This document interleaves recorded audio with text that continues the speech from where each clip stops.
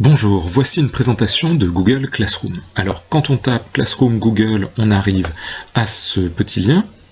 Ici vous avez donc la page d'accueil, donc on vous indique qui vous êtes, etc. Continuez, très bien.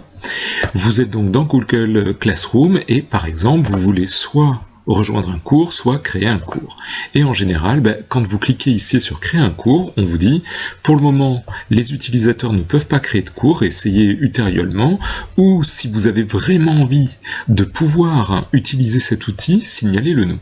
Donc, c'est ce que j'ai fait, là c'était sur un compte d'essai, et je vais vous montrer un petit peu comment ça se passe quand on a reçu l'email vous disant, vous avez le droit d'y aller en priorité.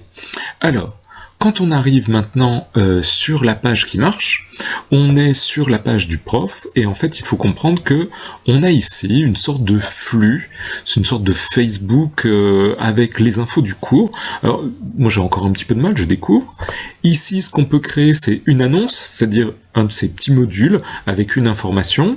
Donc si je clique dessus, vous voyez, on a le cours, à qui c'est adressé, on peut créer un thème. Donc pour l'instant j'ai créé 2 thèmes, mais je peux en créer d'autres, par exemple les formules.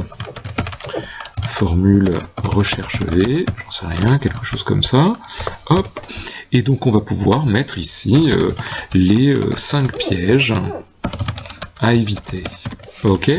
Et qu'est-ce que je peux faire? Je peux joindre soit un document de mon Drive, pardon, ici, soit un autre document, soit une vidéo, soit un lien, etc.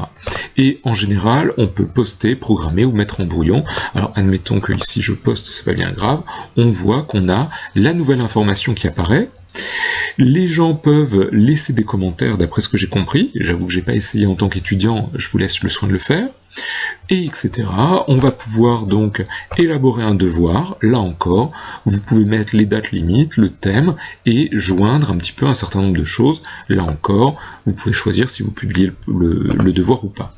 Donc, j'ai créé un certain nombre de choses, vous voyez que quand on a une question, on va avoir ici combien de gens l'ont fait, combien de gens ne l'ont pas fait, et ici vous avez les éléments pour soit le déplacer vers le haut, le modifier, etc.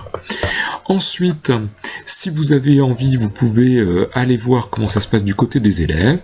On a pour chaque cours la possibilité d'inviter des gens. Ah oui, il y a des gens d'inviter, désolé. Et ensuite, vous avez les thèmes ici. Vous pouvez aller chercher toutes les infos qui sont liées à un thème en particulier. Et ici, vous pouvez mettre ce que vous voulez sur les flux.